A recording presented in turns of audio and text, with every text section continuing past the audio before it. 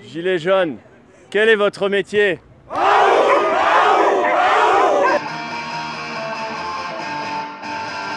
Je pensais partir 3 semaines, mais on est parti 3 mois.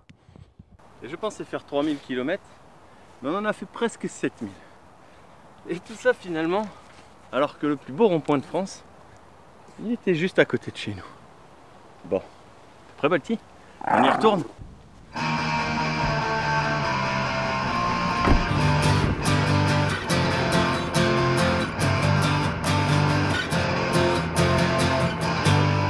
Un arc de triomphe, une tour Eiffel en palette, la pyramide du Palouvre. On est de retour sur le camp Cœur du Var au Canet des Morts. Vive la France et bien entendu, vive les gilets du monde entier! Alors la boîte aux lettres est toujours là, elle fonctionne toujours. Tout à fait, elle fonctionne toujours, elle est toujours là. Alors vas-y, présente-moi un petit peu le camp. Bon, qui a pas mal évolué depuis la première visite, Ouais. avec notre belle tour Eiffel. Voilà, il y a 180 palettes de mémoire, il y a 300 heures de boulot, il y a des plaques de fer, des vis en nombre. Tout est bien tenu. On a déjà eu des ventes 120 km/h là, il y a quelques semaines. Tout le monde nous avait parié que ça tomberait, mais en fait, elle n'a même pas bougé, quoi. Et l'Arc de Triomphe, c'est environ 220 heures de travail, 16 personnes, 66 palettes, entourées de bidimes peints à la main. Et alors la pyramide du Palouvre, c'est 650 kg de ferraille pour à peu près 250 heures de travail. Et là, c'est plus Eric, qui avait mené les travaux et aidé par le collectif. Revenons au camp. Beaucoup de médias qui sont passés pour montrer un peu ce qu'on faisait, qu'on n'était pas des casseurs mais des bâtisseurs, qu'on bâtissait autant des monuments que des amitiés et beaucoup de choses. Vu qu'ici, là, actuellement, on est vraiment en lien avec la France entière et voir le monde, puisqu'on a des messages de soutien de beaucoup de pays. Puis on a changé notre petite cuisine de place. Ouais. On l'a agrandi tellement on a de monde qui passe, c'était plus possible de gérer dans notre petite cabane. Voilà, on a agrandi le coin dortoir, fait une salle de réunion aussi de l'autre côté. Et pour la convergence des luttes aussi, puisque là actuellement on commence à se battre pour l'éducation avec la loi Blanquer. On crée un collectif qui s'appelle Collectif Cœur du Var pour l'éducation, qui est notre lutte mais qui est en lien avec déjà ce qu'on fait. Vous avez plein de projets, plein de boulot là. Et oui, après on va essayer de faire aussi en lien avec l'agriculture, vu que c'est aussi notre boulot. Les abeilles meurent, donc une fois qu'on n'a plus d'abeilles, on meurt tous. Je suis qu'un petit producteur. T'es pas apicultrice toi d'ailleurs? Eh oui, eh oui. C'est une lutte, ça fait partie de toutes nos luttes, puisque le jour où on a le RIC, on a tout, donc on pourra faire évoluer les choses dans tous les secteurs de métier. Mes ennemis personnels, c'est Macron et les sangliers. Pourquoi les sangliers? Parce que les sangliers ravagent ma propriété, ils défendent tous les murs, et Macron, il ravage ma vie. Gilets jaunes, en colère, on ne se laissera pas faire. Tant que maintenant, ça va servir de musée des Gilets jaunes, sachant que les autres ronds-points, les autres groupes de Gilets jaunes sont appelés à apporter une œuvre pour éventuellement la sanctuariser dans ce musée. Après, il y a notre région, la région de Provence-Alpes-Côte d'Azur, et puis notre pays, qu'on adore et qu'on a envie que ça se passe bien, quoi. Du coup, voilà. Et regarde, on nous remercie parce qu'on est là tous les samedis, les dimanches. Et nous, ça, dès qu'un coup de klaxon, on a... Ouais! On est super motivés parce que franchement, le peuple nous soutient et ça, c'est important. Moi, je travaille dans l'éducation nationale et du coup, je fais tout ça aussi pour les jeunes étudiants, pour tout le monde. Du coup, voilà. C'est vraiment un mouvement, je te jure. Alors moi je suis arrivée au camp, c'était en janvier, donc sachant qu'il est arrivé en novembre, parce que tous les QG de la Côte d'Azur sont morts, et du coup je suis venue ici, juste pour voir l'Arc de Triomphe, et je suis jamais repartie. Alors qu'est-ce qui s'est passé de particulier ici? Est-ce qu'il y a besoin de mots? Sincèrement, est-ce qu'il y a besoin de mots quand on voit des forces de réunion pareilles, quand on voit des convictions pareilles qui sont réunies, des gens de tout âge, de tout milieu?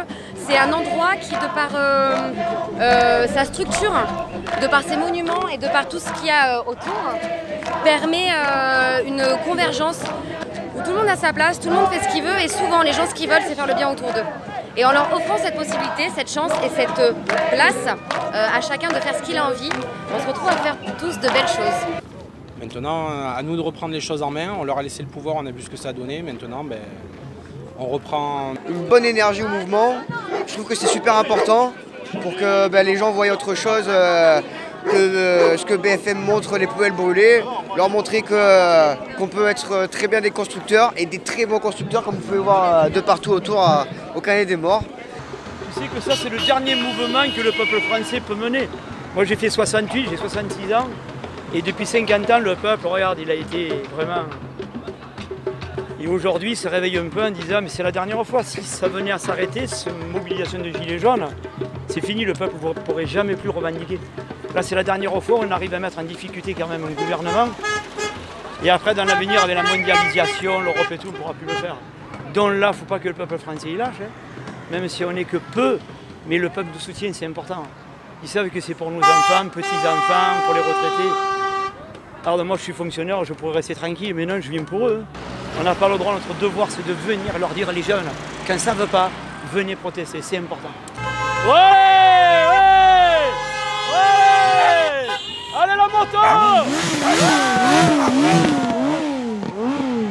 Ça fait du bien parce que on est tellement habitué à être chacun chez soi, dans son petit coin, sans jamais communiquer, sans jamais parler. Il n'y a plus de lien social en France, il y en a de moins en moins.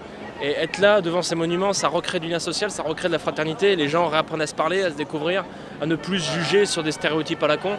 Non, c'est un créateur de lien social cet endroit, c'est fantastique. Je suis venu ici parce qu'ils avaient une réputation de rond-point solide, de rond-point où il y avait des choses qui se construisent. Et j'ai participé à la construction de certaines choses, lui un petit peu à la pyramide, j'ai filé des pattes un peu pour la Tour Eiffel, j'ai participé à ma hauteur, comme chacun. Tu peux m'expliquer un petit peu la vie du camp, comment ça s'organise?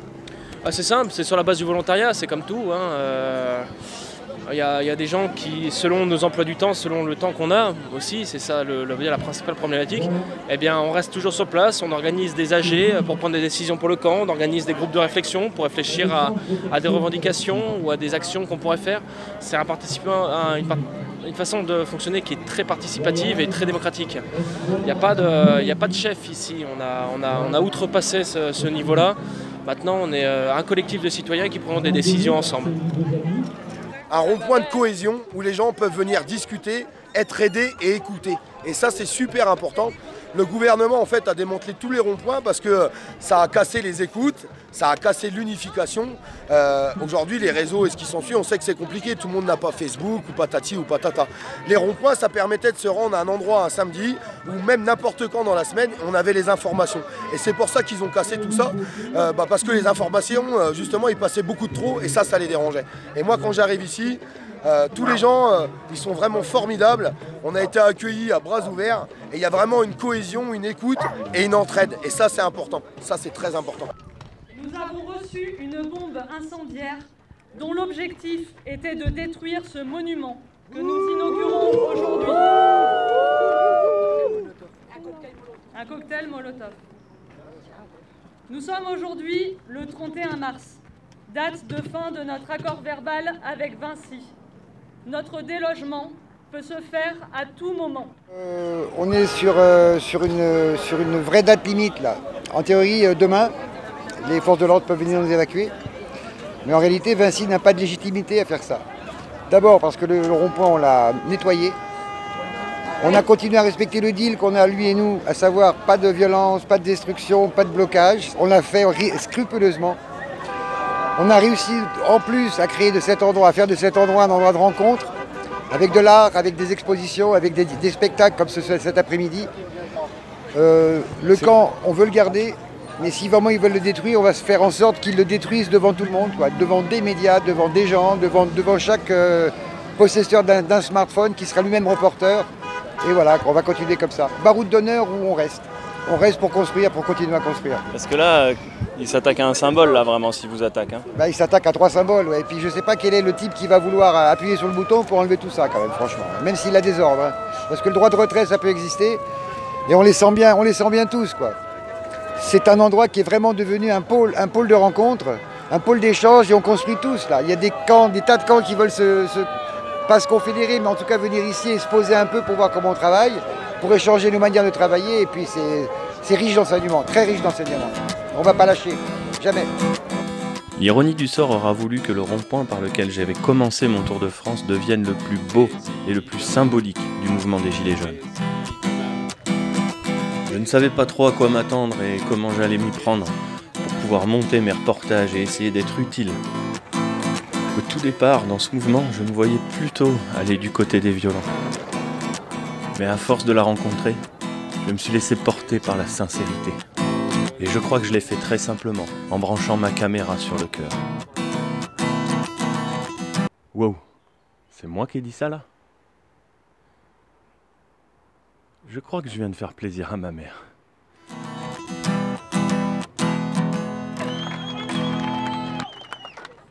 L'entendez-vous, ce cri sourd du pays que vous enchaînez? Ouais! Qui ne lâche pas ses ronds-points, part et revient. Qui lutte pour se réaccaparer une liberté volée. Ouais! Qui s'obstine, se blesse et se tue, mais qui ne lâche rien. Qui viennent jusque dans nos bras, égorger nos fils et nos compagnes, aux armes citoyens, prenez nos bataillons, marchons, marchons, qu'un sang impur abreuve nos sillons.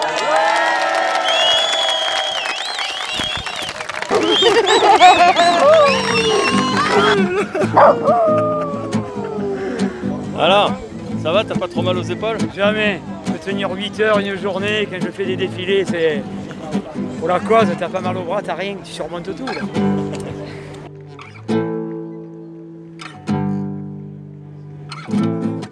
Comme je disais, on est cœur du Var. On fait battre une mouvance, on est un moteur. Et le moteur, faut l'entretenir. Pour l'entretenir, faut mettre de l'essence. Et l'essence, c'est l'implication de chacun. On n'attend rien des autres, absolument rien. Faisons, point.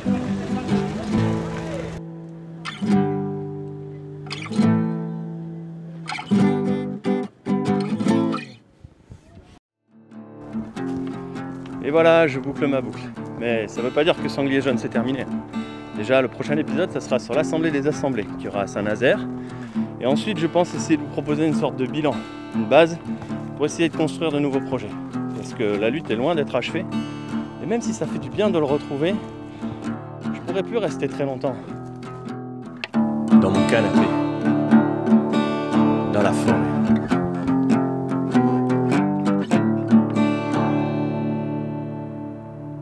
J'oublie pas quelque chose là? De la racine! Il est prêt? De la racine!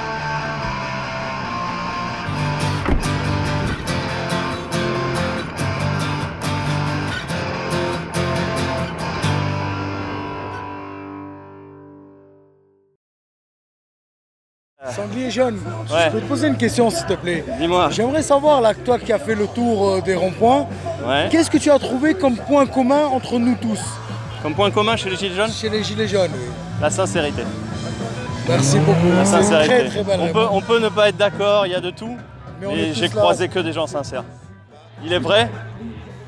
Il sait que c'est la fin quand tu fais ça, je Il crois. sait que c'est la fin, ouais.